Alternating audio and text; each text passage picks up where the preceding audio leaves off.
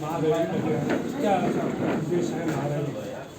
देखिए 26 नवंबर को भागीदारी पार्टी के तत्वाधान में आपके रानीडीहा खोराबाद में पीएन पब्लिक स्कूल में भागीदारी पार्टी वंचित शोषित जन जागरण महारैली का आयोजन किया गया है।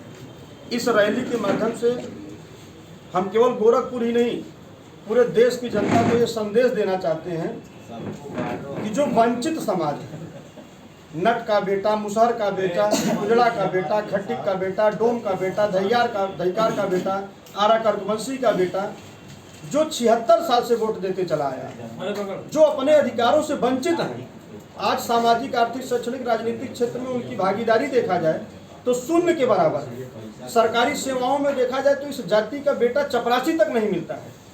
तो क्या वो केवल वोट देने की मशीन है? चुनाव आ जाए उसको वोट दे दिया जाए, उसकी हिस्सेदारी न दिया जाए।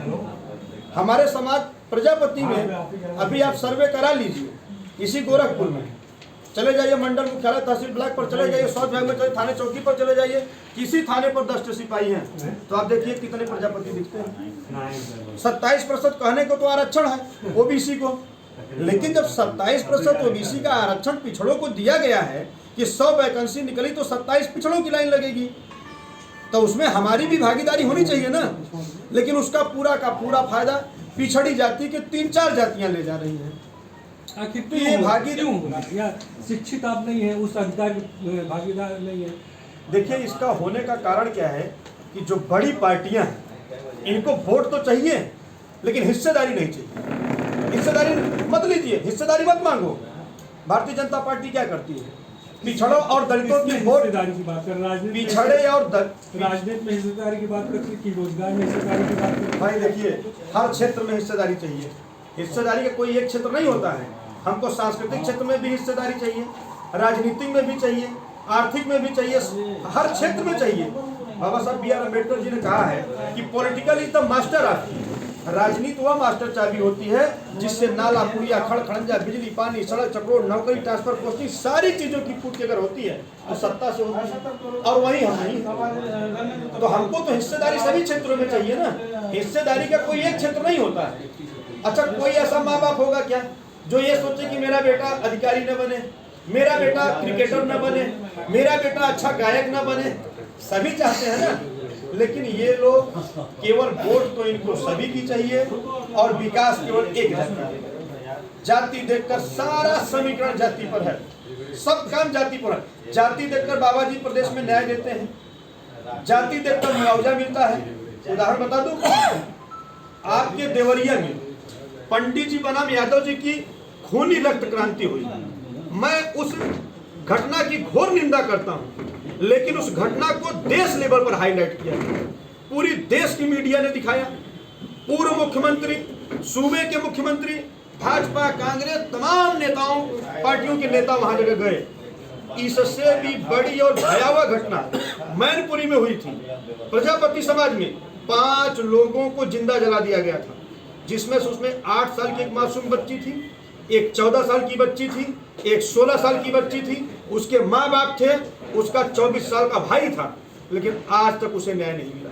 एक अपराधी केवल जेल गया है। क्यों?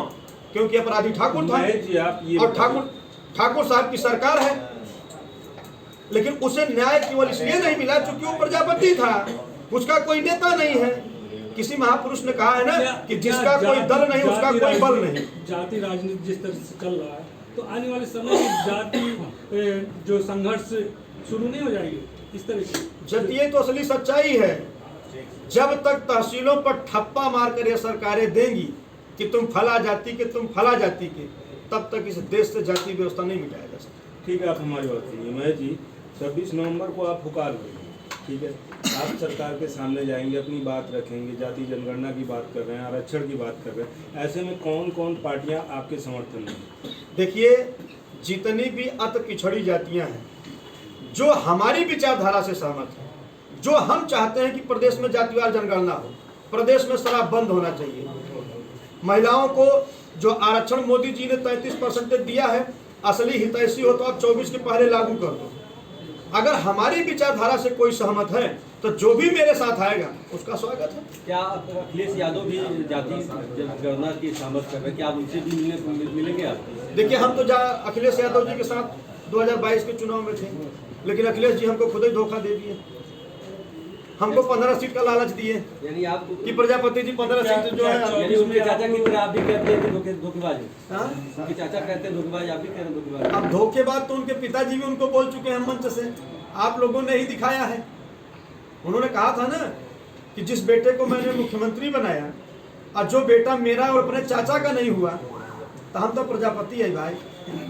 बोला गलत तो नहीं कह रहे हैं। 24 में क्या होगा? 24 में देखो, मैं अखिलेश जी को आप लोगों के माध्यम से एक संदेश देना चाहता हूँ। अखिलेश जी बहुत अच्छे नेता हैं, बढ़िया वक्ता हैं, मंजे हुए खिलाड़ी लगते हैं, युवा हैं, जोशीले हैं और उनकी बॉडी लैंग्वेज भी एक अट्रैक्टिव है, लेकिन राजनीति में फिसल जाते हैं। वो कुछ ना करें, केवल अति पिछड़ी जातियों की जो छोटी छोटी पार्टियां हैं, हम कहते हैं आप अगर बहन मायावती जी के साथ अलायंस करेंगे, वहां भी तो 50-50 का खेला होगा। आप कांग्रेस को सीट नहीं देना चाहते हो, हम कहते हैं आप 70 सीट पर लड़ लीजिए, 60 सीट पर लड़ लीजिए, केवल 20 सीट आप छोटे दलों को निकाल दीजिए। पाल हो गया, विश्वकर्मा हो गया, प्रजापति हो गया, बिंद हो गया, कुशवाहा हो गया, ये केवल 3-4 जाति पकड़ ले जिसकी समाज में पकड़ है, और उन्हीं को 2-2, 3-3 सीट दे दे।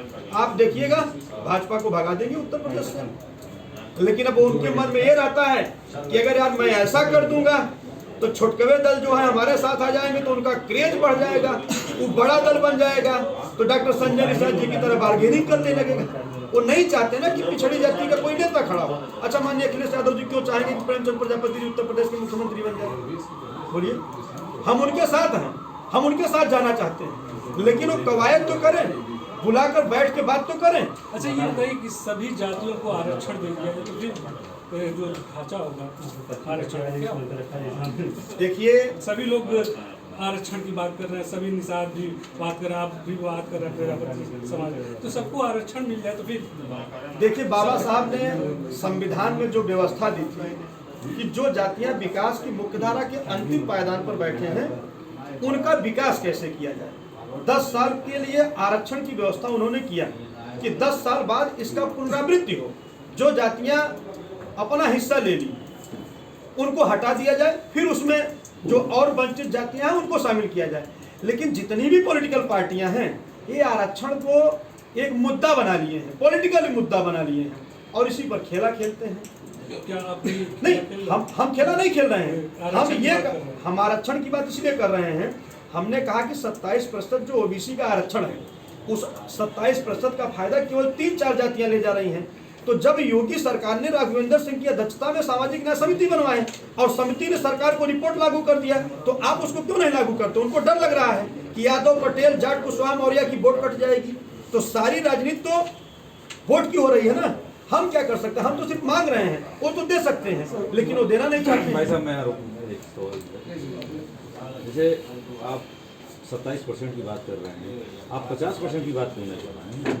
जिसकी जितनी भागीदारी है उतनी सुनिश्चित की जाए, आप 50 की बात क्यों नहीं? हम 50 नहीं, 54 की बहुत पहले से बात कर रहे हैं। हम तो 27 की बात इसलिए किया कि जो राघवेंद्र सिंह की अध्यक्षता में सामाजिक न्याय समिति बनाई गई, तो उस रिपोर्ट को सार्वजनिक करें। हम तो चाह ही रहे हैं कि अगर हमारी आबादी प्रदेश में 54% है, तो महाराज बढ़ाए के 85% कहीं तक क्या दिक्कत बढ़ता है? आप 27 की बात कर रहे हैं। नहीं, 27 तो हमने इसलिए 27 मैंने इसलिए कहा कि 27% आरक्षण वही तो दिया गया इस समय ना। जब वो दिया गया, जब राघवेंद्र सिंह की अध्यक्षता में सामाजिक न्याय समिति बनाई गई, तो उस रिपोर्ट को सार्वजनिक क्यों नहीं कर रहे हैं? बाकी लड़ाई तो हमारी है कि इसको आरक्षण को 27 से बढ़ाकर 50%। अभी आप मलाई खाने की बात कर रहे हैं, तो मलाई कौन खा रहा है क्या नहीं आप सभी जानते हैं, हम लोग भी जान रहे हैं, देख रहे हैं। जब वो जिसकी जितनी सुनिश्चित की जाएगी भागीदारी, जब 50% आपको मिल जाएगा, तो आपको भी तो मलाई मिलेगा। जब दे दे तब तो जब मांग योगी जी देने को तैयार कहा, जब आप रोएंगे तब तो माँ दूध पिलाएगी। वो देने को तैयार कहा, हम तो रो रहे हैं।